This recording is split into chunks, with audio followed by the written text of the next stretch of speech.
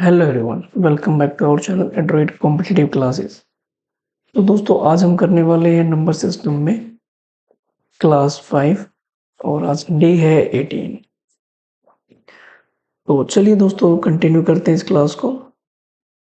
Question number 1 में कहा गया कि अगर 3 लगातार संख्याएं हैं 5 से भाग होने वाली हैं और उनका अगर योग जो है वो 225 है, तो आपने पता लगाना है कि उसमें से जो बड़ी संख्या होगी वो क्या होनी चाहिए। ठीक है, तो ये आपने पता लगाना है। सपोज हमने ये कहा कि भाई पहली संख्या मैंने x मानी, तो नेक्स्ट नंबर जो आएगा वो अपने आप ही x प्लस 5 और उससे अगली संख्या क्या हो जाएगी 5 और ज्यादा यानी कि x प्लस 10।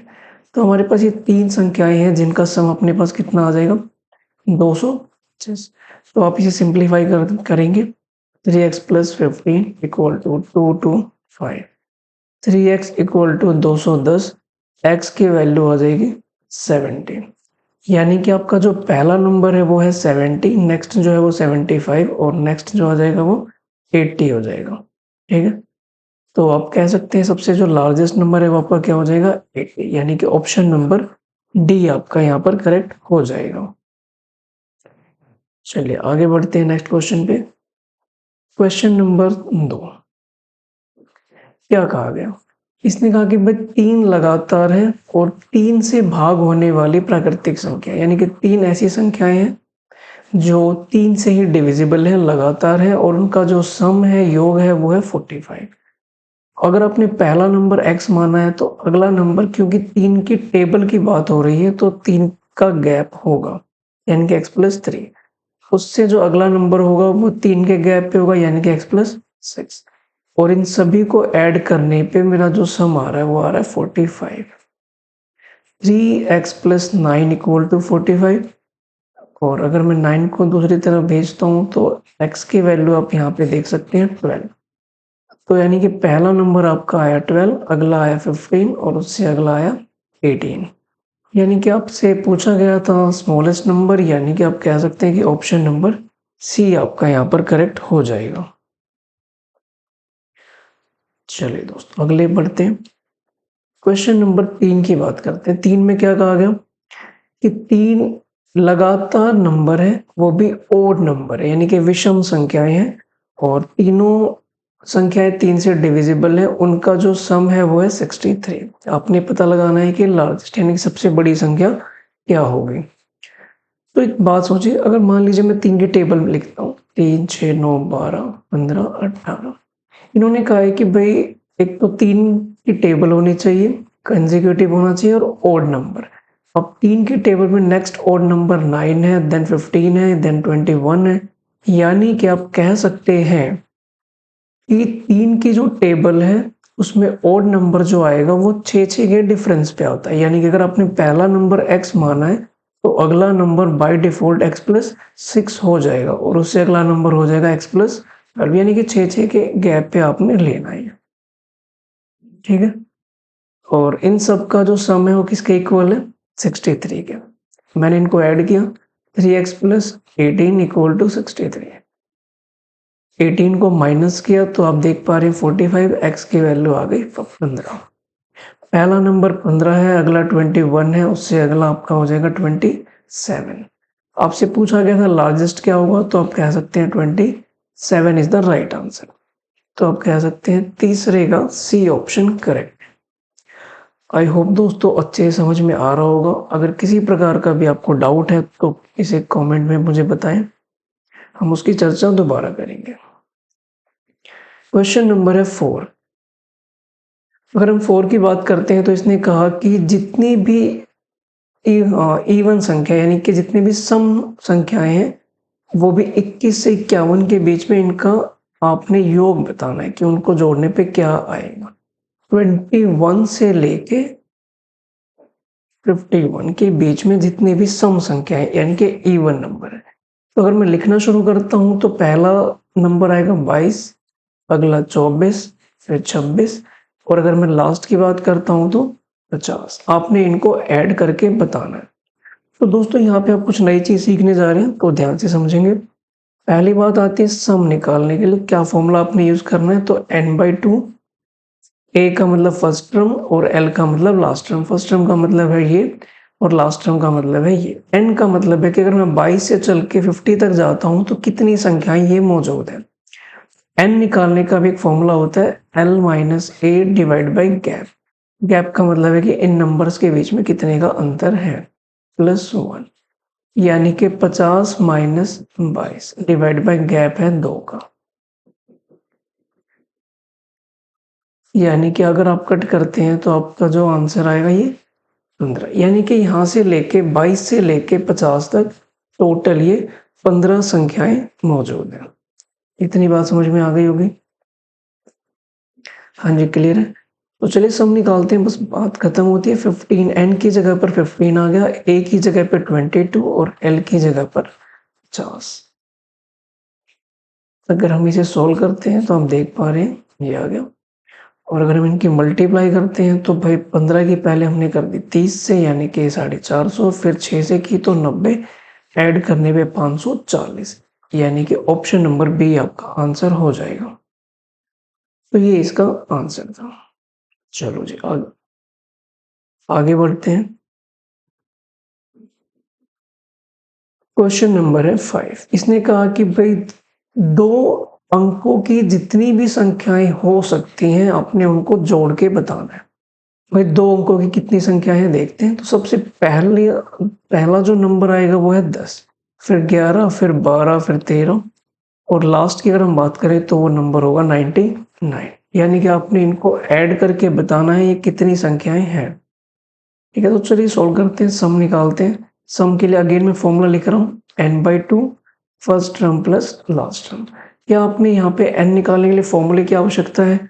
आपने 10 से लेके 99 तक जाना है, वो भी कंटिन्यू सीरीज में। यानी कि आप देख पा रहे हैं 10 से लेके 99 तक कितनी संख्याएं हैं। तो आप देख पा रहे हैं कितनी संख्या हो सकती है, 90 संख्याएं। n की वैल्यू हो गई 90 और a है 10, l है आपका 99। अगर हम इसे सिंप्लीफाई करते हैं तो 45 मल्टीप्लाई 109। अगर मैं इसकी मल्टीप्लाई करता हूँ तो पहले मैंने 45 के भाई 9 को इग्नोर किया, यानी कि 100 हो गया। 45 गुना 100 4500, और 9 से जब मैं मल्टीप्लाई करूंगा तो ये भाई मेरे पास आ जाएगा 405। और अगर मैं इसको ऐड करता हूँ तो 4905, यानी कि मेरा आंसर आ जाएगा डी ऑप्शन करेक्ट। समझ पा रहे हैं भाई सभी अच्छे से? चलिए क्वेश्चन नंबर बात करते हैं 6 की। काफी अच्छा क्वेश्चन है।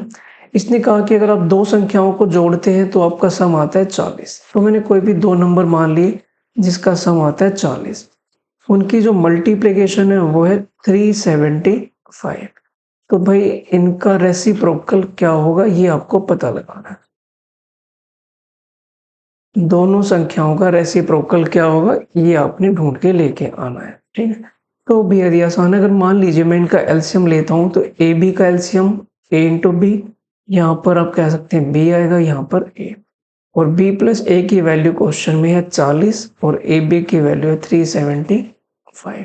5 के टेबल से अगर मैं इसे कट कर देता हूं तो आप देख पा रहे हैं 8/75, यानी कि ऑप्शन नंबर ए आपका यहाँ पर करेक्ट हो जाएगा।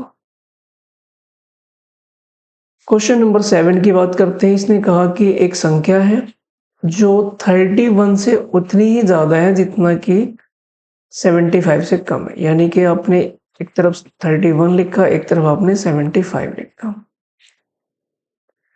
एक नंबर है जो इन दोनों के मिड में है, यानी कि वो 31 से कुछ ज्यादा है और 75 से उतना ही कम। यानी कि आप ये कह सकते हैं कि जो ये नंबर है वो इन दोनों का मिड पॉइंट होगा। तो क्यों ना हम इन दोनों को ऐड करके डिवाइड बाई 2 कर देते हैं। जब आप ऐसा करते हैं तो आपको क्या नंबर मिलेगा, 53, यानी कि ऑप्शन नंबर डी आपका यहाँ पर करेक्ट हो जाएगा। चलो ये क्वेश्चन नंबर 8 की ओर बढ़ते हैं। क्या कहा गया, कह रहा भाई 2 नंबर को हमने जोड़ा तो 3 आया। 2 संख्याओं का योग जो है वो कितना है, 3 है। कह रहा उनके वर्गों का, यानी कि उनका अगर मैं स्क्वायर करके ऐड करता हूं तो मेरे पास आंसर आता है 12। तो आपको पता लगाना है कि अगर मैं उन दोनों संख्याओं की मल्टीप्लाई कर दूं तो क्या आंसर आएगा। अब जो ये टर्म्स आप देख रहे हैं a प्लस बी है, स्क्वेयर है, देन मल्टीप्लाई है, ये एग्जैक्टली किस फॉर्मूले में आपको अक्सर देखने को मिलेगा? a प्लस बी का होल स्क्वायर। तो मैंने यहाँ पे ये फॉर्मूला अप्लाई किया। a प्लस बी की वैल्यू 3 है तो मैंने यहाँ पे लिखा 3 का स्क्वायर।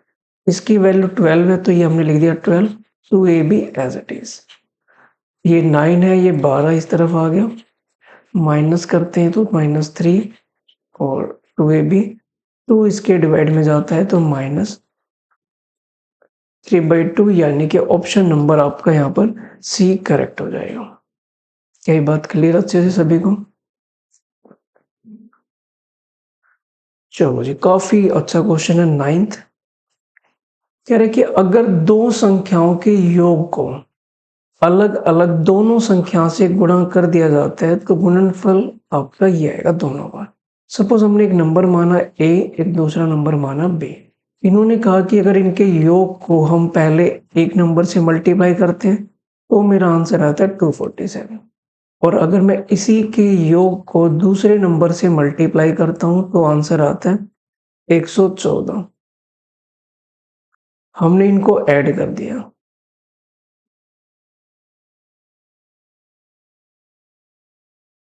ऐड किया तो आप देख पा रहे हैं ये चीज आ गई। कॉमन लेते हैं तो a प्लस बी कॉमन आ गया, अंदर रह गया a प्लस बी और ये बन गया a प्लस बी का स्क्वायर इक्वल टू 361 और a की वैल्यू आ जाएगी 19, यानी कि ऑप्शन नंबर ए आपका यहाँ पे करेक्ट हो जाएगा। काफी बढ़िया क्वेश्चन है दोस्तों। चलो जी, क्वेश्चन नंबर 10 पे आते हैं। 10 पे इन्होंने क्या कहा कि कक्षा है भाई जिसमें z विद्यार्थी है, ठीक है। टोटल बच्चे कितने हैं? z। ये हमने लिख दिया टोटल z। उसमें से लड़के कितने हैं? बॉयज, यानी कि x। अगर मैं आपसे पूछ लूं कि भाई लड़कियां कितनी है तो सिंपल सी बात है, टोटल में से बॉयज माइनस कर दो कि सिंपल है, गर्ल्स आ जाएंगे। तो पूछ रहा है कक्षा के कितने भाग में लड़कियां, यानी कि टोटल में से कितनी गर्ल्स हैं। तो भाई कितने भाग में है, तो अगर हम बात करें टोटल है z, उसमें से गर्ल्स हैं z माइनस x, यानी कि ये वाला जो हिस्सा है ये आपका गर्ल्स का पोर्शन है। अगर मैं इसे ऑप्शन के अकॉर्डिंग मैच करूंगा तो भाई मुझे इसके लिए z को अलग अलग करना होगा। ये कैंसिल आउट होके 1 और ये -x/z, यानी कि ऑप्शन नंबर सी आपका यहाँ पे करेक्ट हो जाएगा। तो 10th का जो आंसर है वो हो जाएगा सी। Question number 11। तो इसने क्या कहा, एक परीक्षा में एक छात्र को भाई सही के लिए 4 नंबर मिलते हैं। सपोज उन पे अगर ये टिक लगा तो नंबर मिलेंगे 4, और अगर ये टिक लगा तो नंबर जाएगा 1, ठीक है। और अगर उस बच्चे ने एक सवाल गलत किया तो टोटल में से 5 नंबर का लॉस होगा। कौन सा? 4 उसे जो मिलना चाहिए था और एक आपका ये भी नुकसान होगा जो नेगेटिव, यानी कि उस बच्चे का जो ओवरऑल लॉस होगा वो 5 नंबर का नुकसान होने वाला है। चलिए, तो इसने क्या कहा कि भाई टोटल 75 क्वेश्चन थे और उसका जो स्कोर आया वो 125 आया, ठीक है। यहाँ भी देख सकते हैं आप हिंदी में। हमने क्या किया, समझना जरा इस बात को। टोटल जो हमारे पास थे, अगर मान लीजिए वो बच्चे ने सारे क्वेश्चन अटेम्प्ट किए होते तो मार्क्स कितने आते? 300। पर उसने नंबर ऑब्टेन, कितने नंबर प्राप्त किए? तो आप कह सकते हैं 125। कितने नंबर कट हो गए? 175। ये वो हैं जो भाई मार्क्स कट हो गए। 175 नंबर उसके मार्क्स कट हो गए, इतने मार्क्स कट हो गए। अब आपको पता है कि अगर उसने एक सवाल गलत किया होगा तो 5 नंबर का लॉस हुआ होगा और उसका टोटल लॉस हुआ 175। तो नंबर ऑफ क्वेश्चन रॉन्ग, कितने क्वेश्चन उसने रॉन्ग किए होंगे? तो 175 डिवाइड बाई 5, यानी कि 35 क्वेश्चन उसके गलत थे। तो भाई करेक्ट क्वेश्चन कितने रहे होंगे? तो भाई 40 में से, सॉरी 75 में से अगर 35 गलत है तो 40 सही रहे होंगे, यानी कि ऑप्शन नंबर बी यहाँ पर करेक्ट हो जाएगा।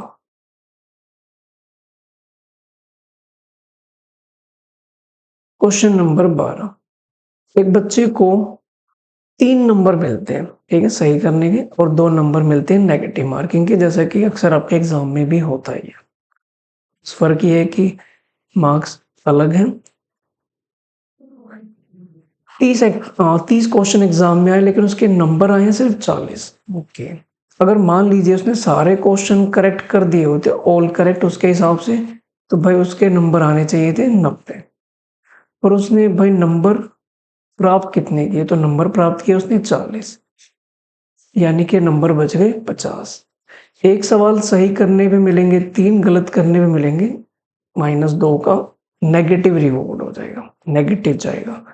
तो भाई 50 नंबर सपोज कट हो गए और एक सवाल गलत करने में 5 का लॉस है मेरा, तो कितने सवाल भाई मेरे इनकरेक्ट रहे होंगे, तो 50 डिवाइड बाई 5 यानी कि 10 क्वेश्चन ऐसे थे जो गलत हुए थे। तो सही कितने थे फिर, ये तो आप बता ही देंगे। 30 में से अगर 10 गलत है तो 20 सही रहे होंगे। ऑप्शन नंबर बी आपका करेक्ट है।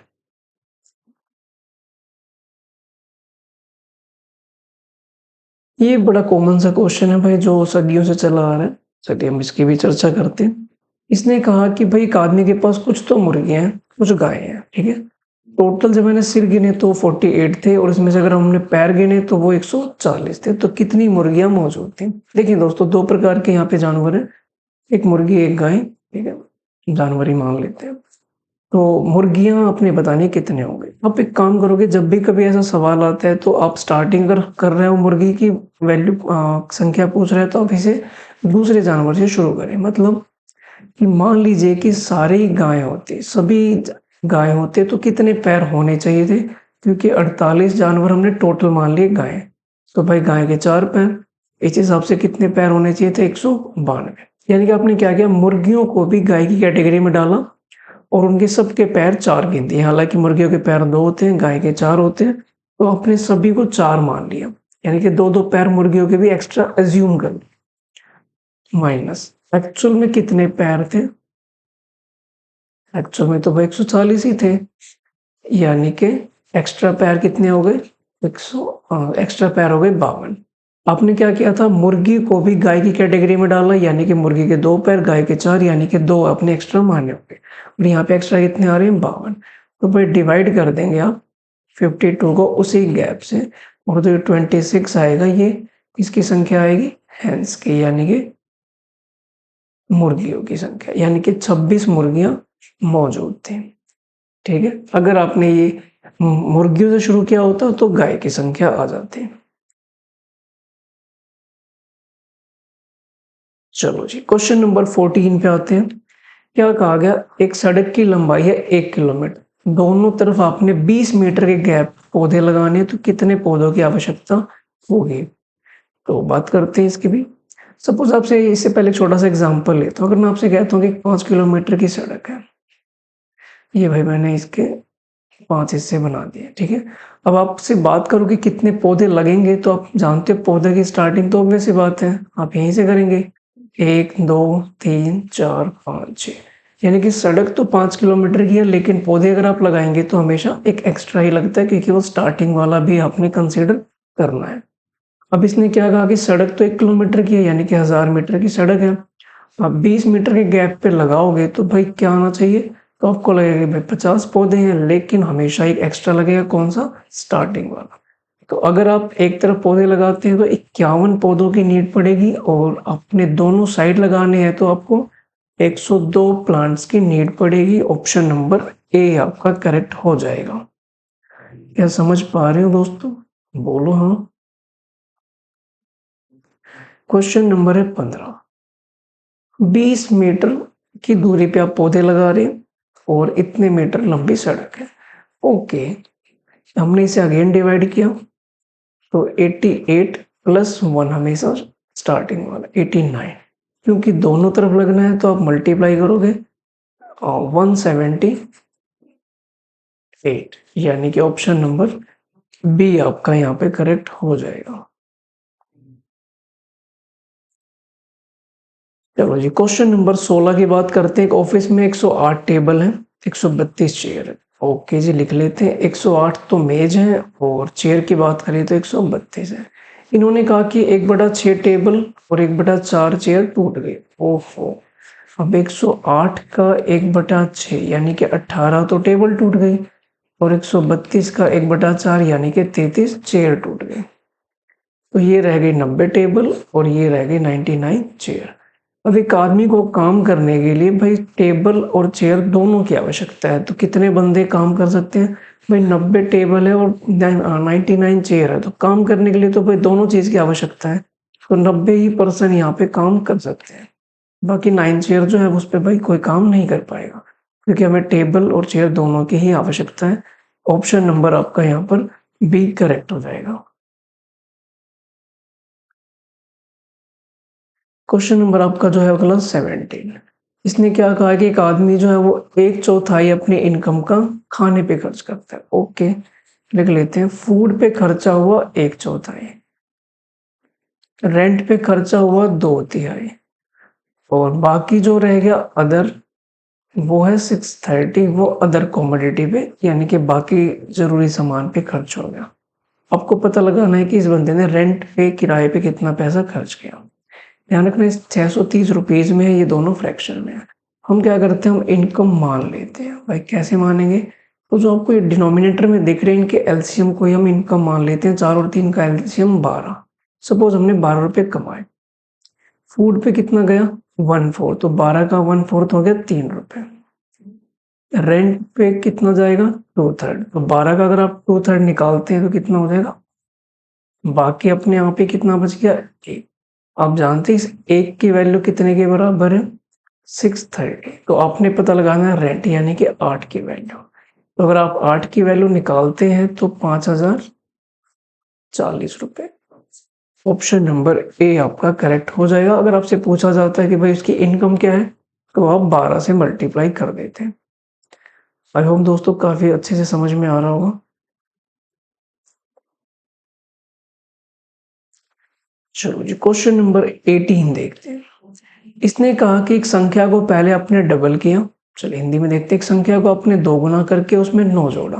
पहले आपने डबल किया, फिर 9 जोड़ा, फिर जो भी परिणाम आया उसका 3 गुना किया, वो संख्या 75 के बराबर हो जाती है। मैंने सपोज नंबर मान लिया x। आपने पहले इसका डबल किया, फिर इसमें 9 जोड़ा, फिर जो भी आया इसका 3 गुना किया, आपका आंसर आ गया 75। इससे ये कट हो गया 25। 9 हम दूसरी तरफ लेके गए हैं, यानी कि 16। x की वैल्यू आ गई 8, यानी कि वो जो संख्या थी वो थी 8। क्या ये बात क्लियर अच्छे से? चलो जी, एक लॉजिक बेस्ड क्वेश्चन है। अब इसमें आपने क्या करना है, इस लॉजिक वाले में, कि a और b जो है वो 2 ओड नंबर है। a और b ओड नंबर है, विषम संख्या है मतलब।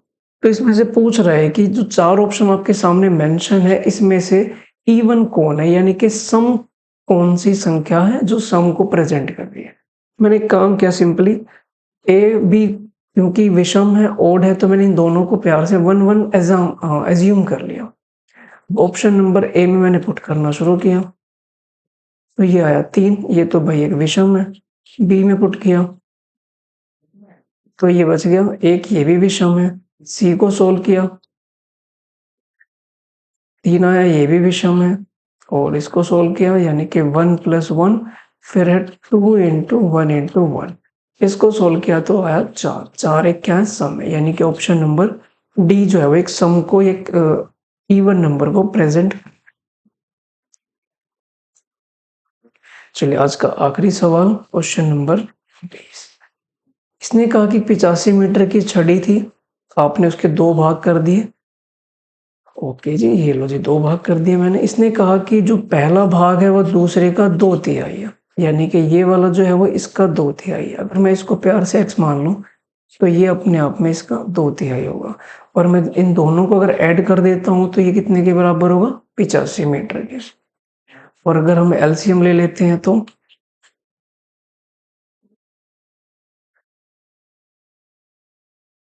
5 से कट करेंगे तो ये 17, x की वैल्यू हो जाएगी 51, यानी कि ऑप्शन नंबर डी आपका यहाँ पे करेक्ट हो जाएगा। कोई दिक्कत नहीं है दोस्तों, बात समझ में आती है यहाँ तक। तो ये नंबर सिस्टम का एक आखिरी पार्ट था, यानी इसी के साथ ही चैप्टर कंप्लीट होता है। नेक्स्ट चैप्टर हम स्टार्ट करने वाले हैं मेंसुरेशन, जिसमें से एग्जाम में 2 क्वेश्चन कंफर्म आने ही आने हैं, यानी कि मोस्ट इंपॉर्टेंट टॉपिक है अपने आप में वो। तो हम नेक्स्ट क्लास में हम उसकी चर्चा करेंगे। ठीक है, तब तक के लिए धन्यवाद। मिलते हैं नेक्स्ट वीडियो में। Thank you very much.